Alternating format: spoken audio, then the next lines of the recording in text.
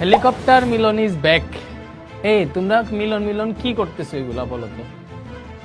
যাই আসুক যেই আসুক, ঠিক আছে, তুমি যদি পারো, তাই না, তুমি যদি পারো, কেউ হেলিকপ্টার না যে মানে মনে করো রকেট নিয়ে যদি তোমার পরীক্ষার হলে ঢুকে, তুমি যদি পারো তাহলে তো সমস্যা নেই। উনি তো নকলের এইতে হেলিকপ্টার চড়ছে বা যেটাই করুক, আমি জানি না এগুলো খুব বেশি, তাই না? তুমি যদি পারো, তোমার তো নকল করা লাগবে না, কারো দেখা লাগবে না, তুমি তোমার পরীক্ষা দিবা। তোমার কাজ কি? তোমার কাজ হেলিকপ্টার মিলন আসতেছে না কে আসতেছে ওইটা চিন্তা না কইরা নিজে ঠিক মতো পড়া। তুমি যদি পারো, এই যে মনে করো এই কথা ডেলএইচ বের করা, এটা যদি তুমি পারো, তুমি যদি এটা বের করতে পারো পরীক্ষার হলে, যদি এটা বের করতে পারো, ওই ক্যাপাবল যদি তুমি থাকো, বেটা হেলিকপ্টার নিয়ে ঢুকুক নাহলে রকেট নিয়ে ঢুকুক, তোমার তো সমস্যা হবে না। তুমি ডেলএইচ বের করে বেটার মুখে ছুড়ে দিও, সমস্যা নাই, ঠিক আছে? এত ভয় পাওয়ার কি আছে? না তোমরা হচ্ছে এটারে হুদাই একটা মানে বড় ইস্যু বানাই ফেলতেছো। না, তুমি তোমার মতো পড়ো ভাই। উনি উনার ভালো কাজ করতেছেন, যদি উনি এটি করে দেখে ভালো, সমস্যা নাই। যে জায়গায় নকল হইতেছে বা অনেক আছে মনে করো যে মানে এই সিস্টেম অনেক ঘাটতি দেখে, অনেক সমস্যা আছে, তো ওইগুলো এড়ানোর জন্য যদি উনি কঠোরভাবে গার্ড দেয় বা এগুলা ভালো মতো দেখে, তাহলে তো ভালো, তোমাদের জন্য ভালো, স্টুডেন্টদের জন্য ক্ষতি না, তোমাদের ভয়েরও কিছু নাই, ঠিক আছে? সেগুলার নিয়ে হুদাই হাইপ তুলতেছে, বলতেছে এই উনার আমলে 76টা প্লাস আসছে। ওটা বেটা আগে ওইটা বুঝ, 76টা প্লাস কেন আসছে, ওই টাইমটা দেখ আর বর্তমানের টাইমটা দেখ।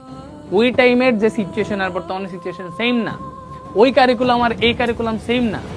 এখন মিলন সাহেব না যেই আসুক না কেন, এই 76টা প্লাস আসবে না। প্লাস আগে 1 লাখ আসলে এখন ওই 1 লাখের আশেপাশে আসবে।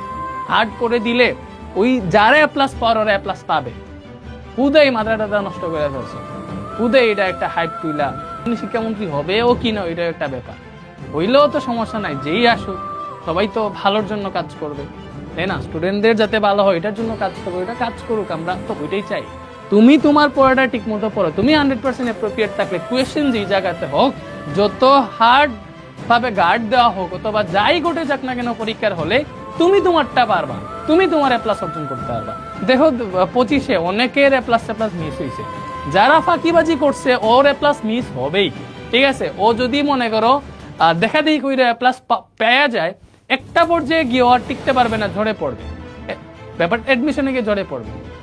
যারা অ্যাপ্রোপ্রিয়েটলি পড়ছে, ঠিক মতো পড়ছে, ওরা এসএসসি 25-এর সময় রেজাল্টের ঘাটতি হয়েছে, বড়াডুবি হয়েছে, ওই টাইমেও এ প্লাস পাইছে। এ প্লাস ম্যাটার না, যেটাই আসুক না কেন, তার যে রেজাল্ট অর্জন করার মতো ক্যাপাবল সে ওই রেজাল্ট অর্জন করছে, ঠিক আছে? পরিশ্রম করো, তুমি আমাদের স্টুডেন্ট, আমরা যেভাবে পড়াইতেছি বুঝতেছো, ওই পড়াটা ঠিক মতো নিজের মধ্যে আয়ত্ত করো। ইনশাআল্লাহ যে কেউ হেলিকপ্টার অথবা রকেট যেটা নিয়ে ঢুকুক না কেন পরীক্ষার হলে, তুমি তোমার আনসার করে আসতে পারবা, তুমি আরএমএস স্টুডেন্ট, ঠিক আছে?